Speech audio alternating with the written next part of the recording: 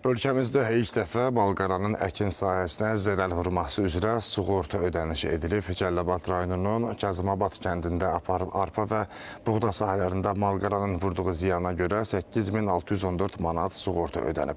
Təsərrüfat sahiblərinin sözlərinə görə əkin sahələri üçün ən böyük problemlərdən biri də nəzarətsiz malqaradır. Onların aqrar sığorta fonduna müraciətindən sonra isə əraziyə aqrar sığorta ekspertləri göndərilib. Araşdırma nəticəsində arpa sahəsinin tamamilə məhv edildiyi, buğda sahəsində isə zərərin 66,67% olduğu müəyyən edilib. Sahəni sığortalamadan ötürü mən 108 manat pul ödemiştim.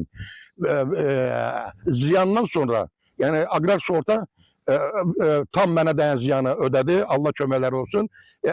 8600 manat sığorta mənim müəssisəmə yardım elədim. Fermerlərə üçüncü şəxslərin hərəkətləri nəticəsində dəyən zərərlərə də sığorta ödənişi verilir. Belə ki, fermerlər tərəfindən üçüncü şəxslərin hərəkətləri riski ilə bağlı daxil olan ən çox müraciətlər nəzarətsiz qalmış malqaranın əkin sahələrinə daxil olması, daha sonra əkin sahələrinə fiziki zədələrin vurulması və həmçinin də suvarılmaması, əkin sahələrinin suvarılmaması və yaxud da suvarılma suyunun vaxtında verilməməsi nəticəsində dəyən zərərlər daxildir.